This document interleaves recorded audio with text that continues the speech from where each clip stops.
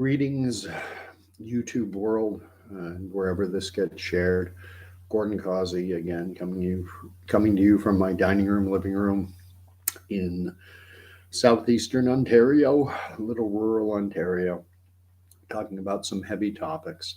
Um, Title of this, is Science on the Cusp of Discovering How to Halt and Maybe Even Reverse the Aging Process.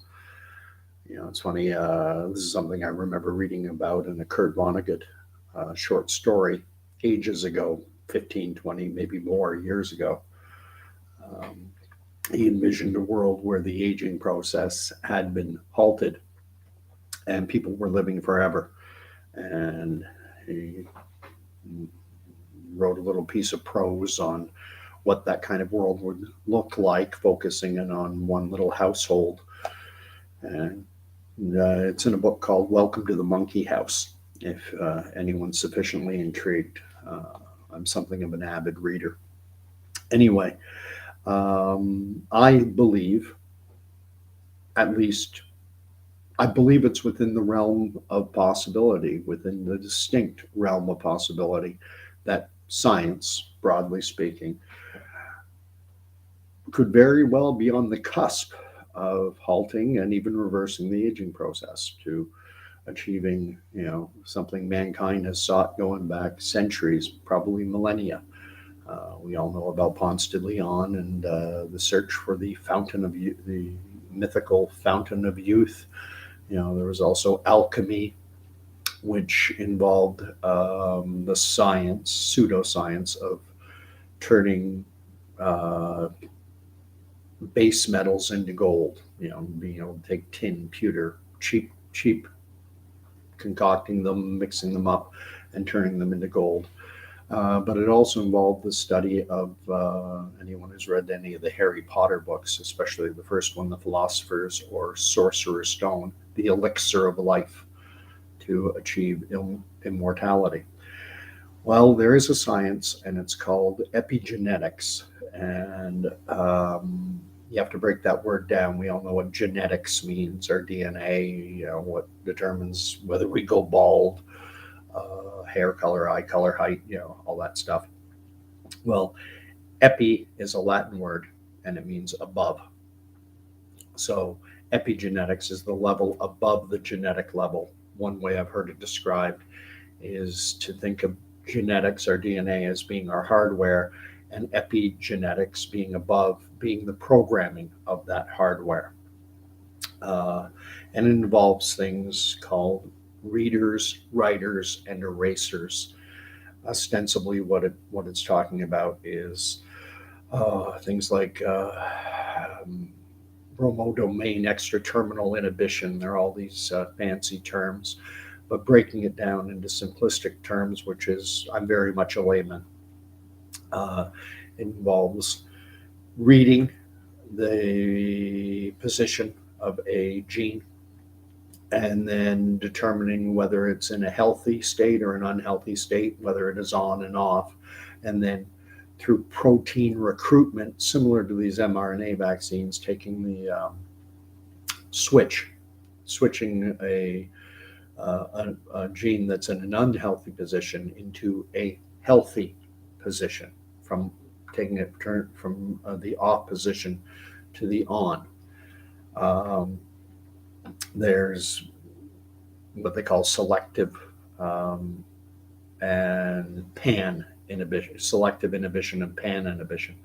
And selective means zeroing in on a uh, specific area of the chromodomain of the human genome, zeroing in specifically on one. Pan inhibition involves going in, hitting a whole slew of them. I believe selective is supposedly, it's more precise. I've heard it described in terms of an electrical panel. The lights go off in your living room, dining room. All of a sudden, your lights go out, so you go down to the circuit breaker. And pan inhibition would be basically taking a sledgehammer to the whole box, hitting all the switches, whereas selective inhibition would mean zeroing in on that one specific circuit breaker and turning it back on so the lights come back on. So pretty basic definitions. And for what it's worth, there are already compounds, epigenetic compounds, that are in clinical trials.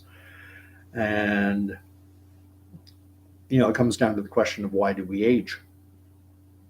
Our bodies, from zero when we're born, we progress. And then we get somewhere around the age of 17, 18, 19, somewhere in there. And, we're incredibly healthy. I'm not sure exactly at what time things start, at what point things start to break down. It's probably different for different people, but somewhere I would think between the ages of 25 and 30, our arteries start clogging up, our organs start the regenerative properties of our bodies weaken. And it's that old second law of thermodynamics, entropy. We start decaying, and eventually we die. Well, imagine we could go in and engineer, epigenetically go in and turn these DNA markers from unhealthy off positions into healthy on positions. And I don't think it's science. I don't think it's science fiction. It might have been science fiction when Kurt Vonnegut was writing about it, probably back in the 1960s. Now, all kinds of ethical questions arise because science does not operate in a vacuum. And if we can just look at this COVID era of the past 2 years, the science that everyone focused in on, especially in March of 2020 and for a protracted period going forward, was the science of epidemiology. Another epi meaning above. Epidemiology, break that down. Epi means above, same as in epigenetics. Demos means people, and logos means the study of. So epidemiology, in a fashion, is the study of people. And what it is about theories about limiting the spread of disease. How can we, manage human behavior? Demos, how can we manage people to limit the spread of a disease or a virus or a bacterial infection or whatever the case may be? But again, science doesn't operate in a vacuum. We focused in on that. And one of the strategies that was employed was in provinces like Ontario and most of Canada, and I believe in a lot of the developed world, one of the things they did was to restrict the number of hospital procedures going on because they wanted to reduce human contact as much as possible. So something like cancer screenings, I know they were canceled pretty much, I believe, in all of Canada. I know they were canceled in Ontario. Now that, oncology is another science that says the biggest tool in the box, the most important factor in surviving a cancer diagnosis is early detection. Discover it early. How many cancer patients are told we didn't catch it in time? If we caught it, 3 months ago, 6 months ago, a year ago, when it was small and operable, we could have removed the tumor, but unfortunately it's progressed too far. So by focusing in on epidemiology and trying to limit the spread of SARS-CoV-2, we impacted other sciences. Another obvious example would be mental health. What does, segregating or, separating the human population, having everyone live as much in isolation as possible, what does that do to mental health, which is another science? Science does not exist in a vacuum. Everything works together. And so in examining strictly from a scientific standpoint, let's say, that some of these compounds in clinical trials now, and I understand there are libraries of epigenetic compounds waiting to go into clinical trial. If this bears fruit and the compounds show efficacy in halting or even reversing the human aging process, what are the implications to other branches of science. One of course, is ecology. We have on this planet, the last time I checked, the World Meter site, which seems to be one that everyone follows now because they give the numbers on COVID broken down by country, et cetera, et cetera. And they also have a world population clock. Last I checked, we were over 7.9 billion people on this planet. To give that some context, when I was born in 1966, 55-year-old guy, the population was less than half that number. It's that old hockey stick graph. Human population went like this, and then I don't know when the hockey stick part, the shaft of the stick, but it was the blade, and then we're going like this. And it brings up the question of how many people can this planet sustain over the long term? And there actually is a lot of scientific research that's been done on this. There's an organization, I'll invite you to look up the Global Footprint Network. There are also university studies. I've read a number of them. And what they typically suggest is that the long-term sustainable human population that this planet can maintain, again, over the long term, is only somewhere around 2 billion people, about a quarter, 25% of what exists today. Global Footprint Network, I believe, puts it at 1.9 billion people that can be sustained over long term. Now the question obviously begs, well, wait a minute, if the planet can only sustain 1.9 billion, I mean, we've been over 6, 7, now nearly 8 billion for, a long time, for at least probably, I would guess, 10, 15 years. So we've been over 2 billion my entire life. How is this possible?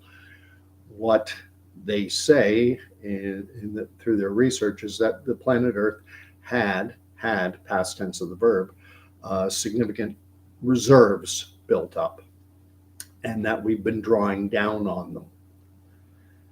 And that they're further suggesting that within the next 5 to 10 years, that we're going to start to run out of things, arable soil, water. They're saying within 5 to 10 years, there could be wars over water, because the planet, what their research suggests, is that the planet only renews, resources are renewable, resources like water, soil, energy, whatever, raw materials. The amount that is regenerated in a year is only enough to sustain 1.9 billion people. That's the number according to the Global Footprint Network. And I've seen other studies by University of Texas and other academic institutions, and they're all somewhere in and around that 2 billion number, that the Earth on an annual basis only regenerates enough food, energy, and resources to sustain long-term 1.9 billion, 2 billion.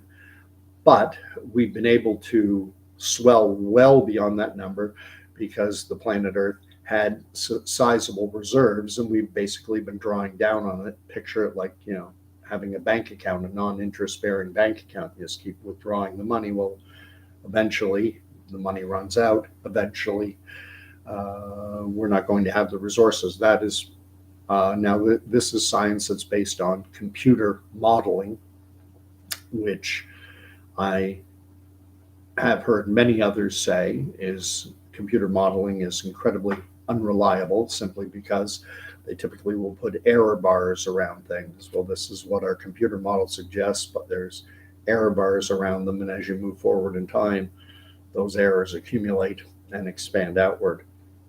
But regardless, if you accept the science that says that the Earth only produces enough sustainable resources to sustain over the long term a human population of in and around 2 billion, and that we're only surviving now because of reserves the planet had, past tense of the verb, then this whole prospect of science, perhaps the science of epigenetics, solving the issue of human aging, of reversing, halting the aging process, and possibly even reversing it, restoring us all to, imagine being as healthy as you were when you were 18, 19, 20. Uh, if we did that today, if that were to happen today, wow. We'd have 8 billion people on the planet, and people would still want to have kids.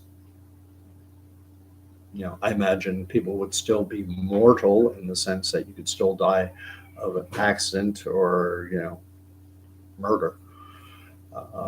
But I would think that if this type of science is, if we're on the cusp of it, if we're close to achieving it, and as I say, there are epigenetic compounds already in clinical trial, not many. I think it's probably 3 or 4 at most. But if science has progressed to this level, if we were to have a breakthrough and eliminate aging and even reverse the aging process, wow, we've got a huge issue with how to manage this planet, because the population, that hockey stick, just go crazy. And one would think that before ever embarking on this, if there were wealthy, powerful interests behind it, that I don't think it's, stretching things too far to say that there would be a desire to have a significantly reduced human population. And then the people that remained, at least some of them, might be able to live 100, 200, 300, who knows? I mean, if you reverse the aging process, if we could all be 18, 19, 20 years old again, then you get into then you get into the ethical side or the religious side. This, to my mind, is playing God, which is something human beings love to do. We've done it throughout our history. It's written into, the mythology of the ancient Greeks with Icarus. Many will know the story. He wanted to soar up to he wanted to be like God. He wanted to fly up to the gods. So he made wings out of wax. He got too close to the sun. The wings melted and he crashed.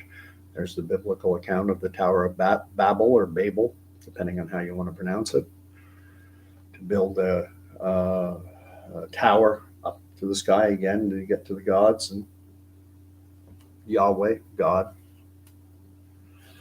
destroyed those plans. This to me is even bigger than a pair of wings or a tower, obviously. The prospect of human immortality is not something I think we should be messing with. But I don't think we should have split the atom. We saw what happened from that. That's the nature of humans. We like to push the envelope. We want to understand every aspect of human creation possible. I view it as creation. I'm a Christian. And some might find someone espousing a Christian worldview and talking about science, they might find that somewhat contradictory. I don't. And the reason is I think science is a worthwhile endeavor, provided it's guided by ethical, godly doctrine. Science is the process by which, for me, science is the process by which human beings attempt to understand God's glorious creation. But when we start messing around with it, understanding it is one thing, trying to manipulate it, splitting the atom, epigenetics, going in and programming our genes. Understanding it is a worthwhile endeavor. Messing around with it, as I was saying, science is so interconnected. We focus in on one specific area of science and we don't look at the other elements. We create a mess. So I'll leave you with that 20-minute video. Have a good night, everyone. God bless.